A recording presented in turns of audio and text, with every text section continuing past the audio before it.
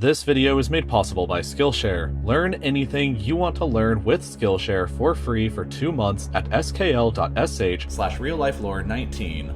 Malaysia Airlines Flight 370 was a scheduled flight on March 8, 2014 that was scheduled to leave from Kuala Lumpur in Malaysia at 12:35 a.m. and arrive in Beijing from Kuala Lumpur in Malaysia at 12:35 a.m. and arrive in Beijing, China at 6:30 a.m. But Flight 370 never arrived in Beijing, and now over 4 years later since the plane mysteriously vanished, we still don't have an answer for what happened to it or where exactly it currently is. The disappearance of the plane mid-flight and the lack of any conclusive answers has guaranteed that Flight 370 remains the greatest mystery in aviation history. This video is my attempt to give you as much information as possible and to help explain how exactly a plane can go missing in the 21st century. First, the basics. Flight 370 was one of 2 daily flights operated by Malaysia Airlines that made flights between Kuala Lumpur and Beijing. Flight 370 was scheduled to leave Kuala Lumpur on the 8th of March at 12:35 a.m. and arrive in Beijing at 6:30 a.m. for a total flight time of 5 hours and 34 minutes. The aircraft that was being flown was a Boeing 777 passenger jet that was carrying enough fuel to remain in the air for 7 hours and 31 minutes, more than enough time to make a diversion in the event of an emergency. The plane itself was 11 years old and had no previous incidents of mechanical issues reported. The flight was operated by a crew of 12 people, all of whom were Malaysian citizens and 2 pilots. The pilot in command was 53-year-old Zahir Ahmad Shah, a longtime employee who had joined Malaysia Airlines back in 1981 and had over 18,000 hours of flight time experience. His co-pilot was 27-year-old Farik Abdul Hamid, who had been with the company for 7 years and had over 2,700 hours of flight experience as well. In addition to these 2 pilots and 10 other crew members, there was a total of 227 passengers that were on board. 153 Chinese citizens, 50 Malaysians, 7 Indonesians, 6 Australians, 5 Indians, 4 French, 3 Americans, 2 Canadians, 2 Iranians, 2 New Zealanders, 2 Ukrainians, 1 Dutch, 1 Russian, and 1 Taiwanese.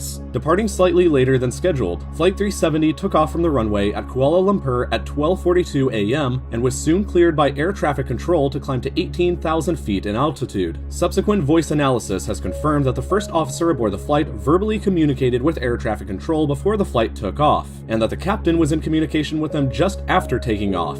The flight at first continued normally, but at 1:06 a.m. the plane sent its last automated position report and final transmission. The last verbal contact that anybody had with somebody on the flight occurred just moments later at 1:19 a.m., just 37 minutes after the plane had taken off. At that time, Kuala Lumpur radar made a call to the cockpit of the flight telling them to switch over to Vietnam's airspace saying, "Malaysian 370, contact Ho Chi Minh 120.9. Good night." This was answered by the head pilot, Captain Shah, when he simply said, "Good night, Malaysian 370. The plane was now flying over the Gulf of Thailand on its scheduled path, but this is when things start to get weird. Just 3 minutes after making their final verbal contact with the outside world, at 1:21 a.m., Flight 370 suddenly vanished from the radar screens at both Kuala Lumpur and Ho Chi Minh City. This means that the transponder on board the flight was no longer working at this time. There were very few clouds in the area with no storms, which means it's extremely likely that the transponder was manually turned off by somebody instead. Military radar was still capable of tracking the flight after this point though, and here is what happened next. For whatever reason, the plane began to make a turn right, but then took a sudden left turn to a southwesterly direction. Flight 370 then flew in this direction directly back over the Malay Peninsula, fluctuating a few thousand feet in altitude. At 1:52 a.m., Flight 370 was detected to cross just south of Penang Island and then took another turn to fly across the Strait of Malacca. The last location of MH370 known with certainty was about here over the Indian Ocean at 2:22 a.m., which was near the limits of the Malaysian military radar. Despite being lost to radar, the flight was still making satellite communications. Based on an analysis of this satellite data, it has been concluded that MH370 then took another bizarre turn in this general direction and area and continued to fly this way for over 5 hours. The whole time this part of the trip was happening, the aircraft's satellite communication system was responding to hourly status requests from the satellite company Inmarsat. A phone call was made to the cockpit again at 2:39 a.m., which rang but went unanswered by anybody inside. Over 4 hours later, at at 7:13 a.m., another phone call was made to the cockpit, but this time too, it just rang and went unanswered. By 7:24 a.m., while still airborne somewhere over the Indian Ocean, the flight was 1 hour late past its scheduled arrival in Beijing. The Malaysian government announced that they had lost contact with the plane and that search and rescue operations had been mobilized, but unknown to them at the time, MH370 was still flying. The last piece of data received from the plane happened at 8:19 a.m. It was a logon request sent by the flight to the company Inmarsat, which would have only happened for a few reasons, namely either a power or a software failure. The plane at this point had been flying for 7 hours and 38 minutes, and since it was only scheduled to fly for 5.5 hours, it's most likely that the plane had run out of fuel by this point. Inmarsat sent another status request to the plane at 9:15 a.m., but this time it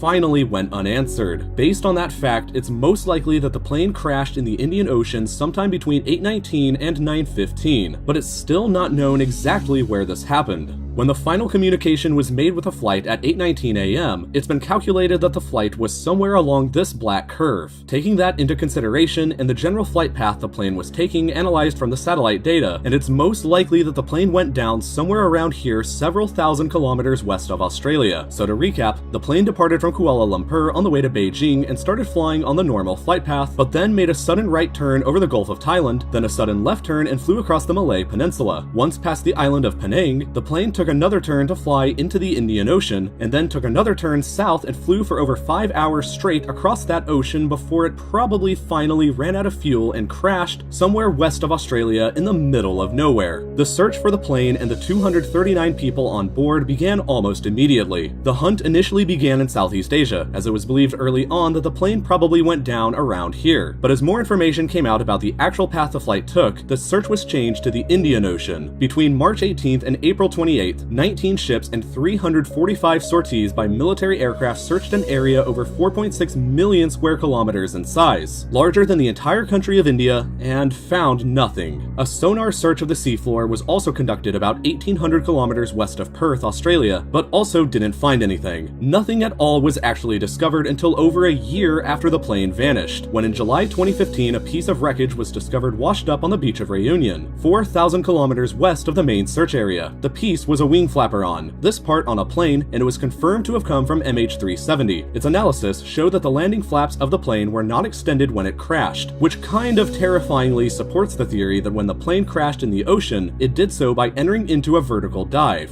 A few more pieces of wreckage were later discovered across the coast of East Africa, but by January 17, 2017, nearly 3 years after the plane's disappearance, the official search for the flight was suspended after discovering no other evidence for the plane's location other than those small amounts of debris. The search was conducted mostly by the governments of Malaysia, Australia, and China, and it had become the most expensive search in aviation history, costing $155 million. The official report from the search claimed to have narrowed down the location of the crash to a 25,000 square kilometer area in the ocean here west of Australia, an area roughly the same size as Macedonia. In January 2018, though, a private US company called Ocean Infinity announced that it would resume the search for the plane in that 25,000 square kilometer area. But as of March 2018, after searching a 33,000 square kilometer area around it, they too have found nothing. After over 4 years of searching and coming up with few answers, the speculation as to what happened to MH370 has been rampant. We're pretty certain about the path the flight took and the general area of where it crashed, but we're no closer to understanding why it happened. The first major theory that got a lot of early attention was a possible hijacking from passengers on board. There were 2 men aboard the flight who were Iranian citizens with stolen passports, which raised a considerable amount of suspicion. They had only purchased one-way tickets from Kuala Lumpur to Beijing and only entered Malaysia a week before the flight departed. But Interpol later concluded that both men were simply asylum seekers fleeing Iran, and not terrorists. Neither of them had the relevant skills to have flown a plane and performed a hijacking, and both American and Malaysian officials extensively reviewed the backgrounds of every single passenger named in the flight manifest and came up with no potential leads. There was speculation that the plane could have been hijacked and taken to a remote island, but no group to date has ever claimed responsibility for that. And following the discovery of the wreckage off the coast of Africa, this theory has become extremely unlikely. A passenger hijacking doesn't seem likely to have taken place, but what about a crew hijacking? There was considerable suspicion raised around Captain Zahir Ahmad Shah, but no conclusive evidence has been found that links him to causing the incident either. The Malaysian government conducted 170 interviews of friends and family of the crew that were on board, but once again, nothing significant or sinister was discovered through these. If the pilots caused the incident, it's unclear what exactly would have been their motive for doing so. Police searched the homes of both pilots and seized the financial records of all 12 crew members. The FBI even analyzed data from Captain Shaw's home flight simulator, but none of this discovered anything sinister. But remember when the flight took that turn out over the Indian Ocean and flew for 5 hours until it ran out of fuel? American intelligence officers believed the most likely explanation for that was that someone in the cockpit of Flight 370 manually reprogrammed the aircraft's autopilot before it took that turn. And do you also remember back when Flight 370 first vanished off the radar screens because a transponder stopped working? It's also possible that somebody inside the cockpit manually turned the transponder off.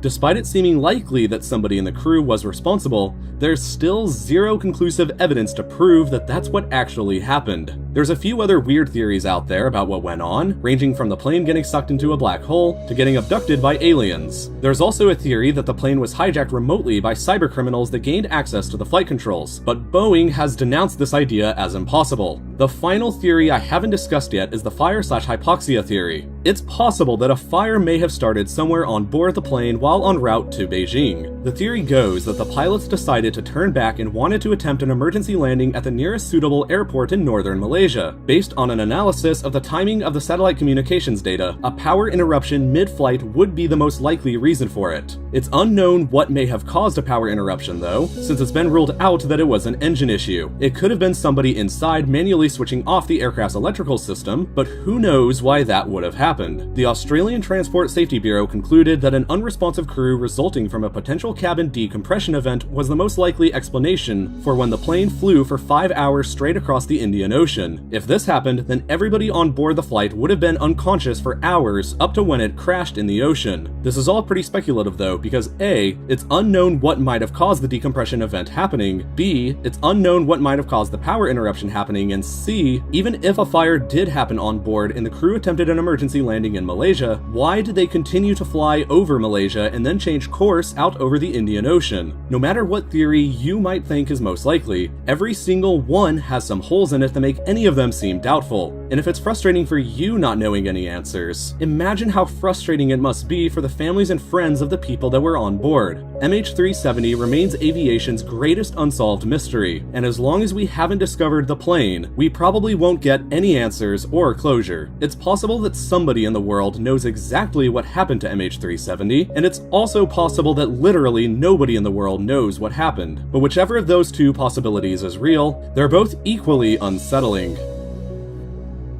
Lessons of any kind are valuable for both societies and for individuals, and if you made it all the way through this video to here, it's clear that you enjoy learning. So why not learn even more about anything you want to by going over to Skillshare next? One of the most common questions that I get asked all the time is how I got started making these videos, and the first step was learning the required skills like researching, writing, audio recording, and editing. For all of these skills though, there's a course offered on Skillshare, an online learning community with more than 20,000 classes on whatever it is you want to learn. The sheer variety of classes you can take is incredible. You can learn skills to help you make videos, build a good-looking website, or cook a delicious meal, and there is so much more. There's even amazing classes taught by my YouTube friends Mike Boyd and the team behind Kurzgesagt. But the best part about all of this is that the first 500 people to click on the link in the description or by going to skl.sh/RealLifeLore19 can try Skillshare entirely for free for 2 months. Skillshare is a great supporter of this channel, and they help make these videos possible, and it's a great place to learn, so please do make sure to go ahead and check them out. Thank you, and I'll see you again next week.